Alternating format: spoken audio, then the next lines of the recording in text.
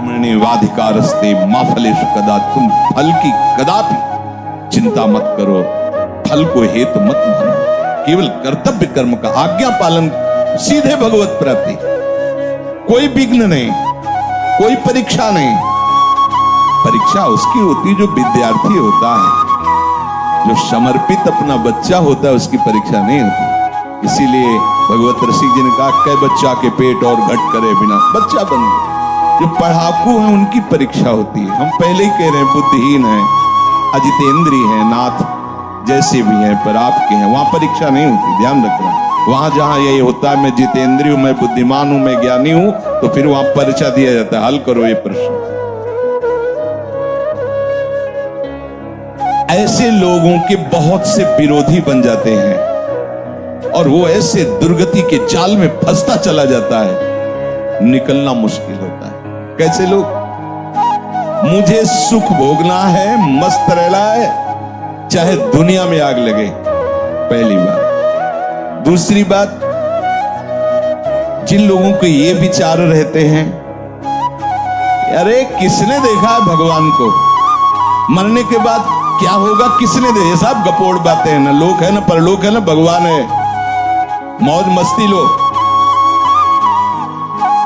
ऐसा भी कर्तव्य कर्म का पालन नहीं कर सकता जिसके ऐसे विचार हैं, ना भगवान पर विश्वास है, ना लोक पर विश्वास है, ना धर्म पर विश्वास है। ऐसा स्वेच्छाचारी मनुष्य राक्षसी कहा जाता है। दूसरी जो सूत्र वृत्ति बताई गई, ये भी राक्षसी वृत्ति है। ये किसी भी पाप कर्म में उतर सकता है, जैसे ऊपर वाला भी ऐसे दूसरा भी, क्योंकि ना भगवान का भय है, ना उससे शास्त्र का भय है।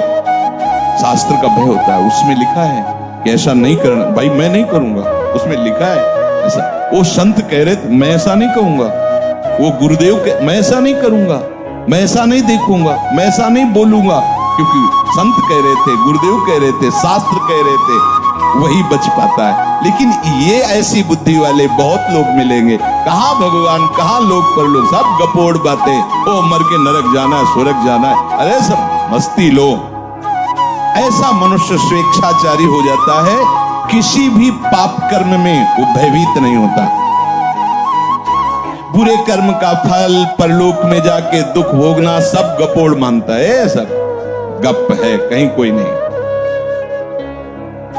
ऐसे जो भाव वाला होता है वो प्रगट में और छिपकर दोनों प्रकार से भरपूर पाप कर्म ही केवल करता है।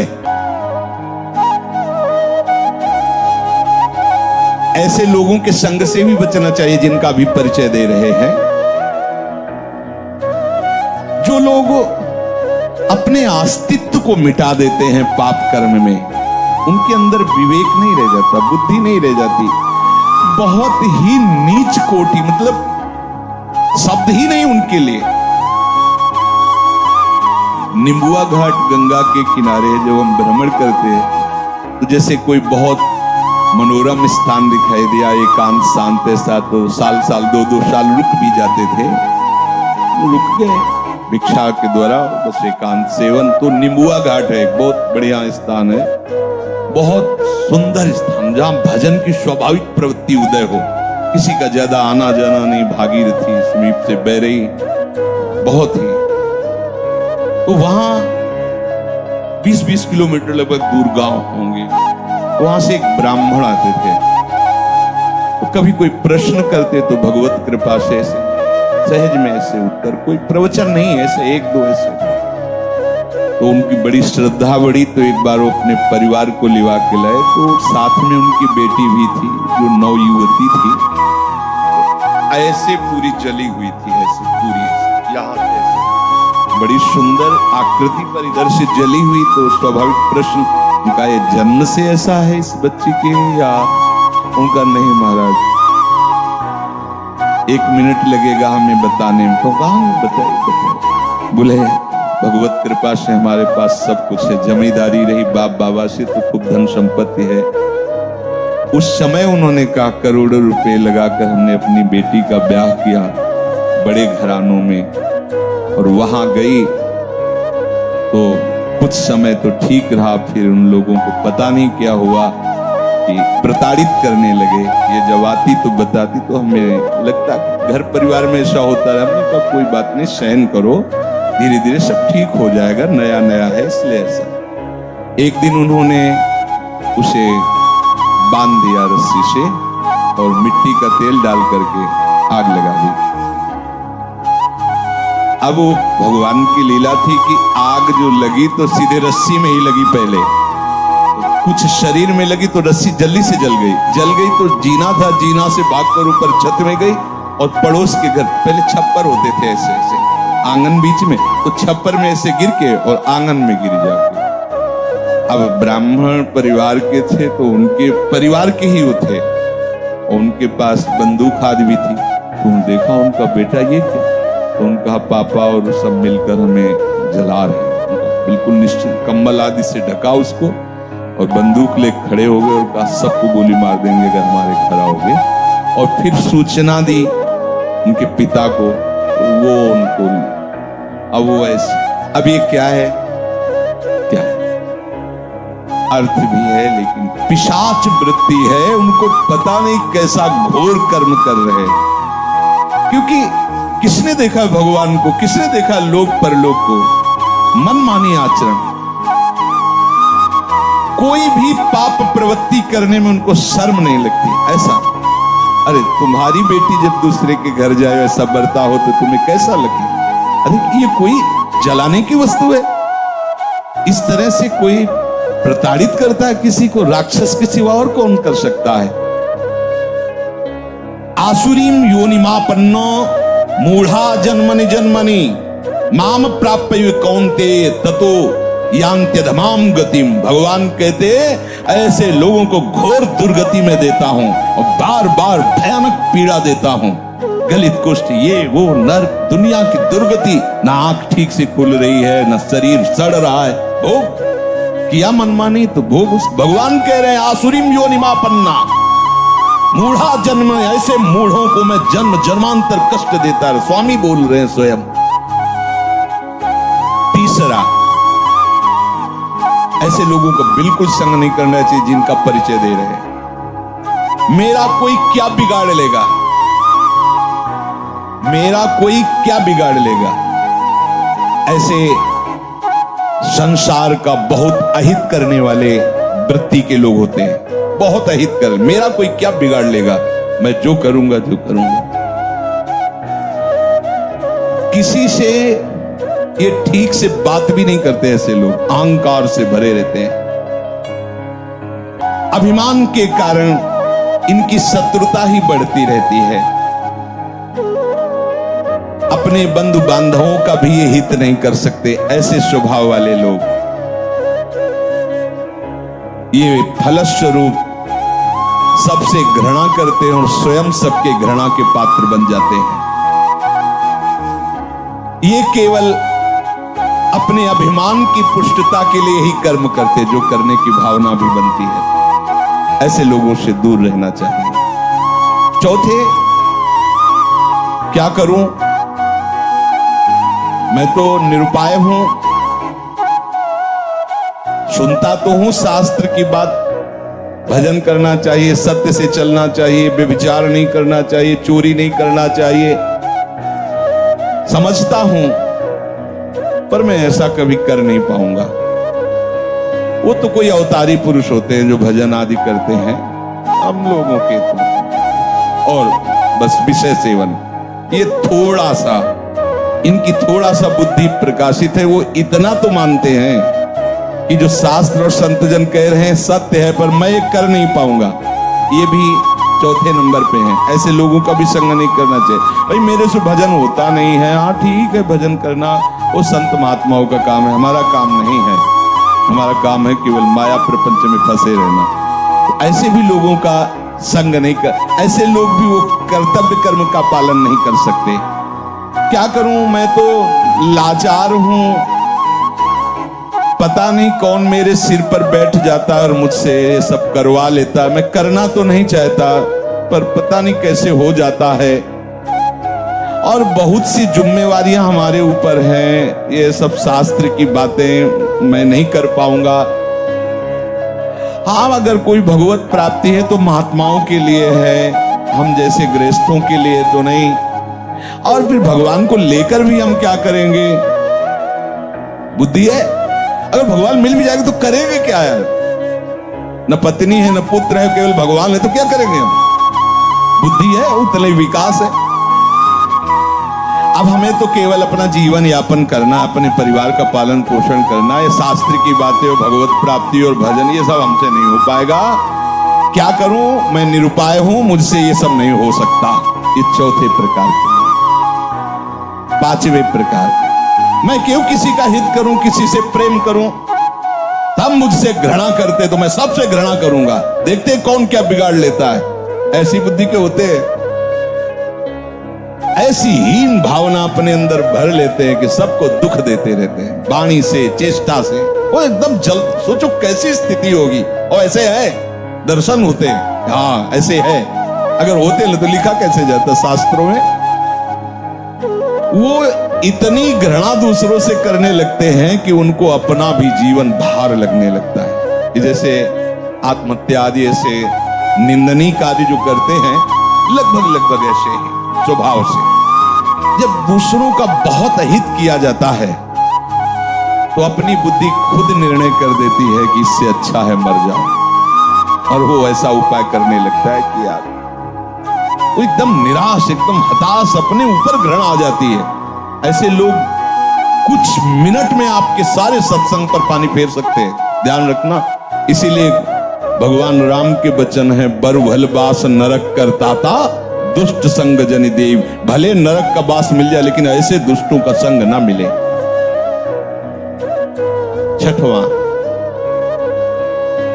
क्या करूं, मैं तो बस दुख भोगने के लिए पैदा हुआ हूं, सब सुखी है, मेरे ही हिस्से में पूरा दुख दिया। नहीं बचता भगवान, चलूंगा, विरोध में चलूंगा, और कितना दुख देंगे।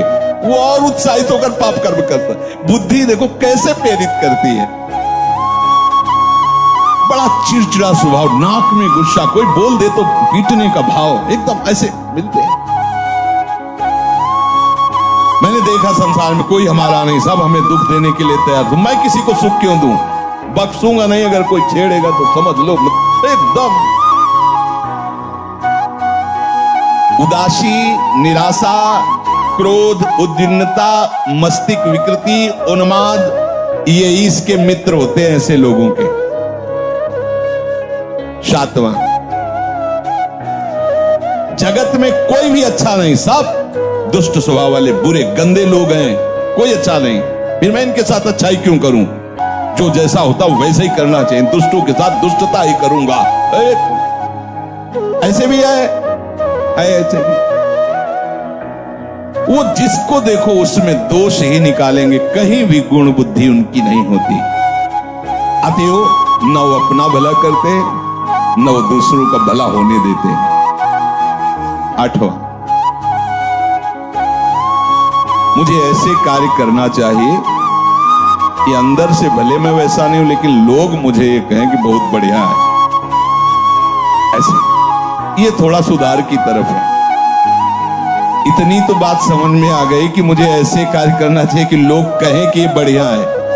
और घोर राक्षसी से तो थोड़ा मनुष्यता में आने, भले असलियत नहीं है पर कम से कम यश प्राप्ति के लिए प्रगट में ऐसा हिंसात्मक कार्य, दूसरों को भयानक दुख देने वाला कार्य नहीं करेंगे। ये आठवें सूत्र में कहा कि लोग मुझे अच्छा समझें, भले मेरे में अच्छाई नहीं पर मुझे ऐसे दिखावा करना। भैया ऐसे ही हो तो भी चलेगा, कम से कम दिखावे के लिए ही सही। किसी की हिंसा न करे, किसी की चोरी न करे, किसी के व्यभिचार न करे। वो उनका असलियत भाव नहीं पर वो दिखावे के लिए सारा नाटक करना चाहते हैं। 9 नंबर, कहते हैं कि वैराग्य ले लो, राग मत करो, भजन करो जा करके। अगर मैं घर से निकल जाऊं तो सब चौपट हो जाएगा। मेरे द्वारा ही ये घर चलता है। ये भी उसी पंक्ति में है जिनका संग नहीं करना चाहिए। 10वां, अपने को तो बस वही उपाय करना है ये बड़ी शौकीनी से, विलासिता से, आराम से जिंदगी कटे, बस मुझे वही करना है। तो ऐसे लोगों का संग अपने कर्तव्य का पालन करने वाले उपासक को कभी नहीं करना चाहिए, क्योंकि इनके संग से तुम्हारी दबी हुई जो कुमति है, कोई ऐसा न समझे कि मेरे अंदर कुमति नहीं, कुमति सुमति सबके उड़ रहा है। बस जहां अवसर मिला सत्संग का तो सुमति बढ़ी और कुमति को दबा करके धीरे धीरे उसको नष्ट कर देती है, वो महात्मा बन जाता है। जहां सुमति तहां संपत्ति नाना, और जहां कुमति तहां विपत्ति निदान। और जहां कुसंग मिला, सुमति को दबा करके कुमति इतनी बढ़ जाती है कि इस गली में आने के लिए राजी नहीं करेगी। क्या सत्संग, कुछ नहीं, कुमति बढ़ जाती है।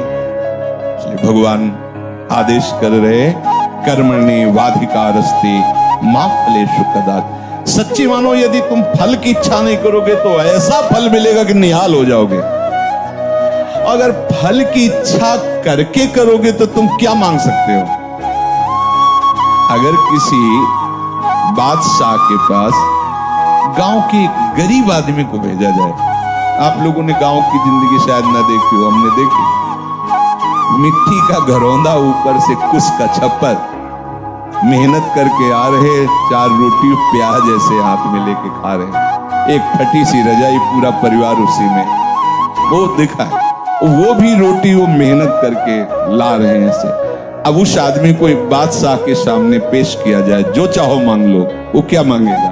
बहुत ये कहेगा कि हमारा घर पक्का बन जाए, और हिम्मत करेगा डरते हुए तो साल भर के लिए भोजन व्यवस्था कर दी जाए। वो क्या मांगेगा?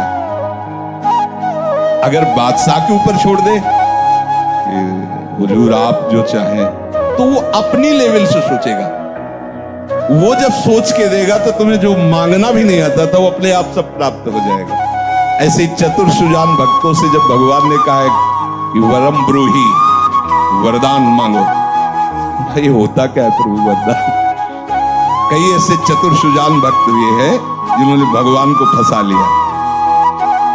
जो इच्छा हो, तो मांगना ही नहीं आता, मतलब मांगे तो क्या, हमें कुछ समझ में ले, आप दे दीजिए। अब आप ये थोड़ी कहेंगे कि ब्रह्मलोक ले लो या स्वर्गलोक ले लो, क्योंकि जानते हैं सब माया के द्वारा रचित है। तो फिर आप क्या करते हैं? अविरल भक्ति प्रदान करके उसके अधीन हो जाते हैं। ये बहुत बड़ा रहस्य है। एक छोटा सा भी कर्म आपको भगवत प्राप्ति करा देगा। समय नहीं, पर कुछ क्षण की बात बता रहे हैं, अपने जीवन की घटना। काशी में तुलसी घाट में ऊपर ऐसे बैठे हुए थे, युगल किशोर पास बैठे थे, ये कुछ प्रसाद लाए थे पाने के लिए। इतने में वर्षा शुरू हुई, दूर दृष्टि गई तो देखा 80 घाट उस समय कच्चा था, अब सुनते हैं पक्का हो गया। तो उस कच्चे में पूरा पानी बह करके ऐसे वहीं से निकलता, और एक आदमी पड़ा था ऐसे। तो युगल किशोर से कहा, ये मुर्दा है क्या? क्योंकि काशी में मुर्दा कोई आश्चर्य वाली बात नहीं होती। जैसे लकड़ियों के टाल होते हैं, ऐसे वहां मुर्दे का क्रम रखा होता है। अखंड चिता जलती रहती, अखंड चिता। दशाश्वमेध घाट में सैकड़ों चिताएं जलती ही रहती है, महाश्मशान जलती ही रहती। वहां मुर्दा कोई खास बात नहीं होती। अरे मुर्दा वह तो एक साधारण बात है, चिता भस्मा लेपो गरल मसनो, महादेव की नगरी। उनका नहीं महाराज, मुर्दा नहीं, इसे कुष्ठ रोग है, चल नहीं पा रहा। हम कहा यार पानी वर्षा अभी आ रहा है और ये तो बहके गंगा में। अरे बोले काशी है बाबा, ऐसे कैसे सामने देख रहे हैं यार, वो जिंदा है। वो उठे और सीढ़ियां, बहुत ऊंची ऊंची सीढ़ियां हैं, सीढ़ियों से उतर करके ले गए तो काफी पानी आ चुका था। वो बस ऐसे गर्दन लेटे हुए थे ऐसी जगह, और ताकत थी उस समय। वैसे उठाया उनको, सीढ़ियों से चढ़ते एक बारंडा टाइप था बीच में, वहां ले गए। तो कुछ संत जन बैठे थे जो ऐसे घाट में रहते। इसको क्यों ले? ये गति आपकी भी हो सकती है, हमारी भी हो सकती है, आपको ऐसा नहीं कहना चाहिए। और थोड़ा आवेश में बोले तो शांत उनको लिटाया और अपने वस्त्र से ऐसे। तो उनकी जो दृष्टि उस समय हमें प्राप्त हो रही थी वो हम बता नहीं सकते आपको। कुछ हो रहा था वो ऐसा लग रहा था कुछ मेरे अंदर जा रहा है, एक अपार आनंद। वो जो दृष्टि से जो देख, वो बोले तो कुछ नहीं, दृष्टि से जो ऐसे जब पूछ रहे थे उनके मुख पर ऐसे, तो जो दृष्टि से देख रहे थे तो ऐसा लग रहा था कि हमारे आराध्य देव भगवान शिव ही मुझे देख रहे हैं। जब जाने लगे तो ऐसे हाँ ऐसे जैसे ऐसे बस वहीं उसी घाट में स्मरण हुआ कैसा होगा वृंदावन। उसी घाट में संत आते और हमें रास में ले जाते हैं और वहीं से भूमिका बनती है वृंदावन की।